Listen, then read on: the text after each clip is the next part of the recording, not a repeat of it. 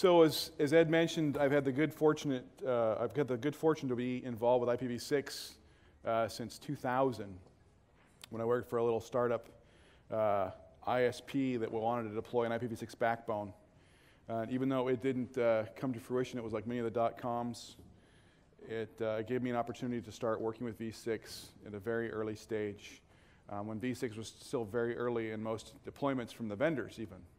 And I've had the good fortune, even though I'm more of a business guy, to be surrounded by really smart and talented engineers, and by proxy I have become a lot more knowledgeable about V6, and so it's very exciting to see IPv6 sort of taking this turn on the upward curve. It's been a long slog, as you can imagine, trying to pitch V6 in 2003. It was kind of a non-starter. So also, as Ed mentioned, this presentation is from Yanick. This is not my presentation. Unfortunately, she could not be here, so she sends her apologies and her regards, and I'll do my best to cover her content. I believe this talk was scheduled to be about network assessment, and the presentation is a little more IPv6 transition overview, and so beyond having the after lunch slot on the second day, you're being a little sleepy. On top of that, you've heard a lot of this a couple of times now. So I'm going to try and shoehorn content into that topic of network assessment, which I've had a chance to participate in a number of. You've probably already had this a bit, but obviously the notion is that, you know, there's no flag day for IPv6. You've heard it likened to Y2K and looking for a flag day, and there's just no such thing exists for V6. It's a long process, and it takes a lot of planning, and it can't be done overnight. So they got a great analogy here that integrating IPv6 is sort of like building a house. You don't start by putting up the roof, right? You start by digging the foundation. And so V6 is very much like that. You have to start at the bottom and kind of work your way up. And this process will take a long time. You've got a lot of infrastructure to manage and to migrate, and the notion that you're going to be, you know, IPv6 only if you have a legacy infrastructure anytime soon is not realistic, right? We're going to be dual stack for a long time. So that's going to take a lot of planning to make sure that you can support that environment. Another important concept around V6 integration is, and I'm sure, you know, for those of you who are more in the engineering field, you may get this oftentimes, is that management often looks at V6 as a network issue, right? So when they recognize that there's this V6 thing coming down the road and they got to do something, they turn to the network engineering team to solve the problem. And we probably all know by now that IPv6 integration is not a network issue. It's a full-fledged IT/business issue. And if it's not addressed from that perspective, then the place that you'll end up is not the place where you want to be. So not only do we have to look at it from the network, but we also need to look at it from our applications, from our other IT initiatives. It's going to impact the entire IT infrastructure, your data center, your virtualization strategy, your cloud strategy, the whole 9 yards. So it really has to be looked at from a more holistic perspective. And that's what this slide's trying to really come across, that is it needs to be big picture with each of the individual pieces slotted in there. Uh-oh, lost the clicker. So here's a perfect example of, so if you look back to like 2002, 2003, organizations that were integrating V6, very, very early adopters, what they got at the end of that process didn't add a lot of value to their overall organizational structure. Why? Because they just had V6 connectivity. That's all they really got. So they were able to provide V6 transport, V6 connectivity, but it didn't really do anything because it wasn't integrated as an overall IT strategy. And by that I mean you've got a lot of other IT initiatives going on. Maybe you're virtualizing your data center, or maybe you're integrating MPLS. You're going to roll out Windows 2000, whatever. Any of those are going to be impacted by IPv6 eventually. But you didn't really think about that. You didn't think about how you're going to use V6 And so what you end up with is that bottom curve where if you just do what's necessary and you take a very kind of low-level perspective at it, you'll have v6 integrated, but it'll be down here. However, if you look at it as an organizational issue, you think about where you can leverage v6, how it's going to impact your other IT initiatives, then the more likely place is that top curve where you're going to get maximum value because you really take advantage of this transformation.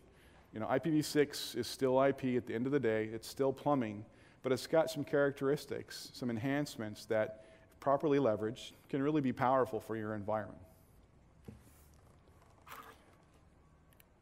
Oh, too many. So getting there. All right, so let's assume for a moment, I think Chip and yesterday had sort of the NEFO 6 approach, and I think HP takes sort of a very similar perspective. We have our 5 stages of IPv6 integration. So you start out at the beginning with this discovery process where you're learning about how IPv6 is going to impact your environment. You're learning about the overall network. I'm sure most of you can attest to, you think you know what's in your network, but oftentimes when you really start to look down into it, you find a lot of junk in there that you didn't even know you had. So we get busy with the day-to-day operations and sort of that higher level perspective, really understanding all of the components of the overall architecture, the network, sort of get lost in the white noise. So that first part, the discovery process, you're kind of understanding what the environment's like, you're understanding what the business drivers are, you're understanding what the IT drivers are, you're understanding what the other IT initiatives are, you're trying to create that big picture. And then we move over to a little more strategy. What are we going to do with IPv6? How are we going to utilize IPv6? How are we going to maximize the level of effort that we put into this process? So, for instance, in our particular organization, we're focused on v6 and cloud. And the reason is they're both very interesting technologies, number one. But number two is if you look at the process for migrating to cloud, for instance, developing your own private cloud and then figuring out how you're going to maybe integrate it with a public cloud and create a hybrid solution, the steps that you go through for that process are almost identical to the steps that you go through for IPv6 integration. So why not maximize the value from both efforts? And then the next thing is a little more hands-on, and this is where the network assessment comes in. So in order to figure out where you're going to go and how you're going to get there, you really have to have sort of an in-depth understanding of where your network is. And when I say network's probably a bad term for me, where your IT infrastructure is. So I'm going to use IT infrastructure to be encompassing of everything in IT. Applications down to your routing infrastructure, desktop clients, the whole 9 yards. So to get to v6 implementation, where you're going to be able to support v6 across your environment, you really have to understand what you have in it. This means a very comprehensive approach to identifying an actual inventory is probably the easiest word to use. I'm not sure it conveys exactly what you need to do. But getting down in there, finding what you've got, and then assessing it against its IPv6 capabilities. Is it IPv6 capable? Can you even turn on v6? Well, can you put, for instance, maybe you've got some old routing infrastructure that won't support a version of iOS or JuneOS that's IPv6 capable. So, that stuff's going to have to just go, period. Do you have infrastructure that is capable of supporting software or operating systems or is upgradable to support v6? Okay, that's good. Or do you have infrastructure that already has v6 capability today?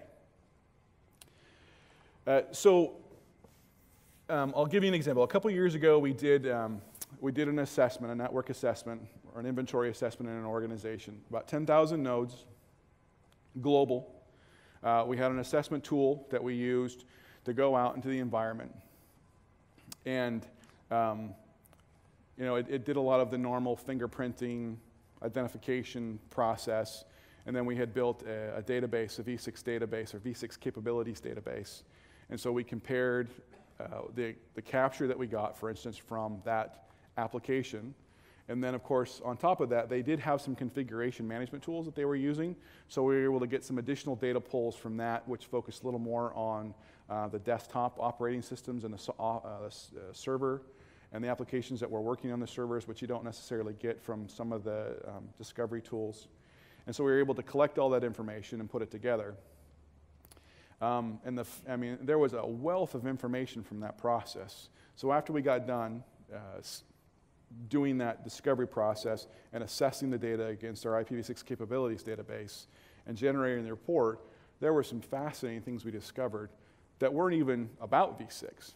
So for instance, in this 10,000 nodes is a fairly small environment, right? Because if you think 10,000 nodes, that encompasses all the end users, desktop, operating systems, the whole 9 yards, printers. So, you know, that's not huge. It's not small, but it's not huge. In this environment, they had like 137 sort of routers between core and CPE, and they were running like 27 different iOS versions. So, and then there were like 10-15% of their routing infrastructure that they couldn't get into. Now this was also in a DoD environment.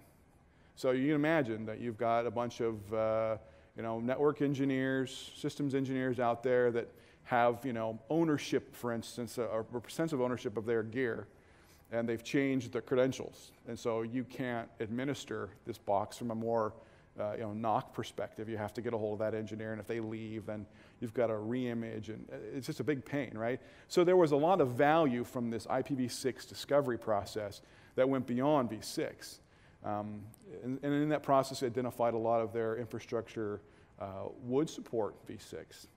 And so what we got from that, in addition to the items I just mentioned, is that we were able to give the management who were supporting this transition a clear picture on what it was going to take, at least mostly from a routing infrastructure and a desktop infrastructure, for them to migrate or start supporting IPv6, which was critical to their, which is the next phase, which is that sort of architecture design phase, right? So they got to know what they got to have in order to know how they're going to go, where they're going to go.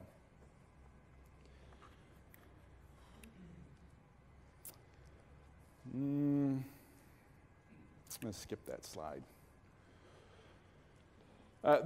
So this, again, this is the HP framework. So what they've got the network as a core there, and then they've got a lot of boxes for the different. So they've got compute, they've got storage, they've got security, they've got services around the edge.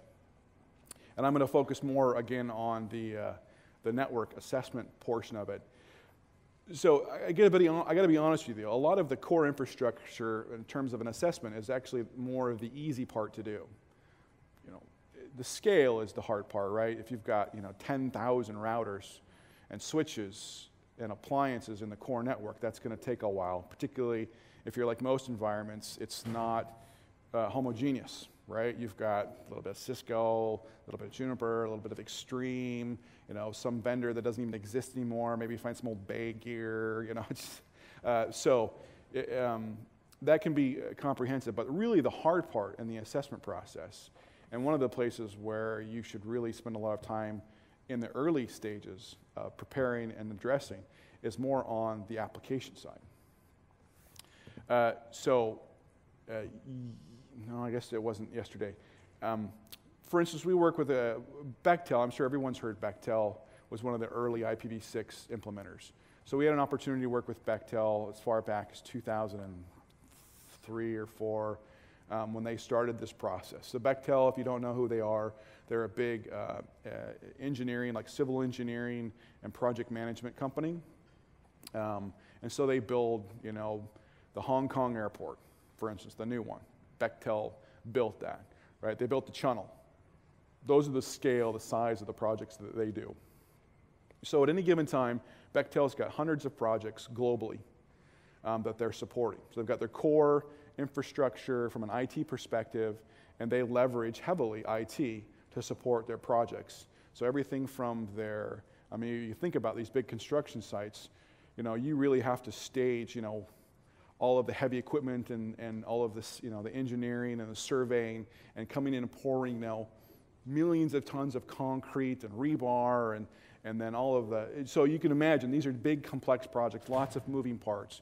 So they heavily leverage a lot of, you know, CRM, ERP, project management systems. And they also have a significant number of applications. I think at the time, they said they had something like between 1,500 and 1,600 applications. And a big percentage of those were custom built. So in their process, now back as far as 2004, they knew that they were going to deploy, they were shooting for dual stack, they went through an iterative process. But one of the things they started off very early on was doing an entire QA, an assessment on all of their applications. So they built a lab and they started to set up a dual stack environment, and they just started banging on all of their applications in this dual stack environment. And then they also started turning off V6, which was really hard in 2004 and 2005 to turn off V4. But they went through that process to see how all of their applications behaved, to see which ones weren't going to work, to see which ones, you know, had embedded V4 addresses or API strings that were V4 only. And so all of that had to be modified, forklifted, replaced, COTS replacements, you know. But I mean, you can imagine replacing, you know, 1,500, 1,600 applications. And there are environments that have a lot more applications than that. So that's a very, very big process. So the network infrastructure is one component. The applications is another big component. Security is if you break down sort of the network, compute, storage. Security, I always try to lump into its own category because it has a tendency to sometimes be unique. Definitely if you're talking to the security people, they feel it's unique. So on top of all of the policies and whatnot, V6 has gotten a lot more mature in a lot of the security infrastructure. But you know, there's firewalls, there's IDS, there's IPS. You go down into beyond sort of the packet stuff, and you get more into the applications. All of the virus, malware, it's very comprehensive, right? So all of that needs to be checked as well. And I think someone said yesterday, do the security last. I can't remember. And you know what? I think you meant more, you know, implement the security last, but definitely start assessing the security first. I mean, all should be running in parallel. They shouldn't necessarily be staged. And I think Merrick is going to talk about V6 security too. So waiting on, I think you meant deploying the security in your test lab last, because it breaks a lot of stuff that you don't want to figure out. But I definitely wouldn't start your security assessment last. I would start that early on, because it's probably going to be one of the tougher areas to get through when you get to your end stage. Storage, consider a lot like a lot of the other infrastructure. Again, you need to be working with your vendors. I know Sylvia talked yesterday about a process and approach and frameworks that you can use for identifying your requirements and the standards you want your vendors to use. So storage is the same. It's one of those components that you need to look at. Server infrastructure. Most of the modern operating systems, servers, support V6. So unless you're running a lot of really old, like prior to for Linux, like 2.2. Someone help me, someone is the Linux guru, 2.2. I think was one of the more stable supports. But there was a period where there was some support for some stuff, and then they took it out. So that's another thing that you need to be thinking of, is not only does it have IPv6 enabled capabilities for simply sending packets, receiving packets, and behaving, you know, properly on the network, but you also need to look at the features it supports. So that's the second tough thing about doing the assessment. There's that baseline IPv6 capability, and then there's features. And what you'll find is that core infrastructure feature support is pretty rich in terms of parity with what you're used to. You get out to a little farther out, and you start talking a little bit more of your support infrastructure, then it gets really, really fuzzy, really, really fast. So it's very important that when you're doing this network assessment, at the same time, you're also developing your procurement rules, regulations for buying new gear and understanding what you need. So again, going back to Sylvia's discussion, part of your network assessment should also be identifying your requirements so that you can be feeding those to your vendors. Because I'll tell you, after working with vendors, helping with vendors with IPv6 implementation over the last 4 or 5 years, every single one of them that I've worked with you know, notable exceptions of companies like Cisco and Juniper and Microsoft that have been working on it. But most of the vendors say, when my customer asks for it, I will build it. right? And the customers are saying, well, I don't know what to ask for, but I want IPv6, so I'm going to put it on my thing as a checkbox. And the two camps are just sitting there looking at each other, and nothing's really happening. So my message to you when it comes to network assessment and preparing your environment for IPv6 and working with your vendors is don't sit around and wait for them to tell you what they're going to support.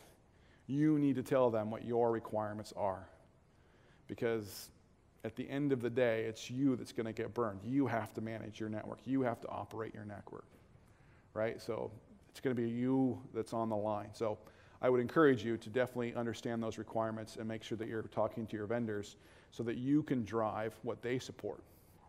So there's basic v6 capability, and there's IPv6 features, or just plain features that support IPv6. Clients, another environment. v6 is very well supported in the desktop operating environment for enterprise, so the Windows 7 platform supports v6 very well. Vista, pretty good, but not nearly as good as 7. You go past Vista and it's not supported. It's supported, it's there, you can play with it, but it's not recommended that you would want to do like a production rollout based upon Windows XP for IPv6. You get very basic functional, but it's not supported by Microsoft, so you can't get help if stuff doesn't work. Linux, I mentioned already, it's got a great support for v6. I believe I'm not a Mac guy, so I don't know a lot about the Mac, but my understanding is that, so America's putting her thumbs up back there, so they've got good support for v6 by and large. But you get outside of your standard devices here, and you get into the phones, for instance, then it becomes kind of a bit of a wild, wild west. Like Google is supposed to support IPv6, but you have to do some stuff, or at least I have an old Droid, one of the first ones. So I had to do something special to make mine work with v6, which might make my phone stop working, so I was reluctant to do that. I think that's getting a bit better, but on devices like phones, it's a little more difficult to decide, and certainly a lot of the older phones, you get enough smartphones, you can forget it. Got most of that. Applications I talked about, I mean, it's so big, right? And some of these are less application and more services, but it gives you an idea of what you should be looking at, right? You can use this as sort of a starting place for creating that laundry list of what you need to be looking at.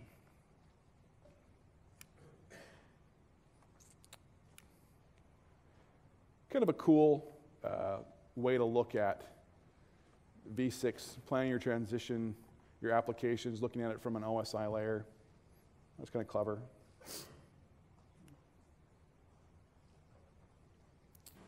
v6 transition start now. So, sorry guys, I know this is not being very exciting here, but a lot of this is kind of, v6 overview. Definitely a great part of that network assessment process. So we had the opportunity to just work do some work with Fluke networks, and we had an opportunity to get one of their devices called the OptiView XG, which is it's sort of more of a technician, kind of a heavy technician tool going out in the network, plug it into ports. It supports a bunch of radio. It does a lot of network analysis. But one of the kind of positioning things for that product now, because most people are still in the very early stages of IPv6 deployment, is the unintended IPv6 deployment in your environment, right? So this is, you've migrated to Windows 7, it's on by default, it wasn't configured to shut IPv6 down, and so it's out there roaming around. So this device in particular was great for looking and finding devices that were running v6 where you didn't want it to be. So the nice thing about the network assessment process is that oftentimes, if properly done, not only can you do an inventory and find out what you got, but you can also do a number of things to find out if v6 is already there. And of course, your security people should already be monitoring it anyway, but I'm sure Merrick is going to cover that. So the network assessment process, a byproduct, is finding out where v6 may already be deployed in your environment. And if you don't have a plan yet, you're not quite there yet for deployment, you definitely shouldn't have it just kind of roaming around wherever it wants to. Their position, upgrade the backbone first. It's the easiest thing to do today. Like I said, the level of support as you get out of the network and you kind of scale out more towards the edges, you find the level of v6 support and v6 feature parity sort of drastically reduces on the same scale.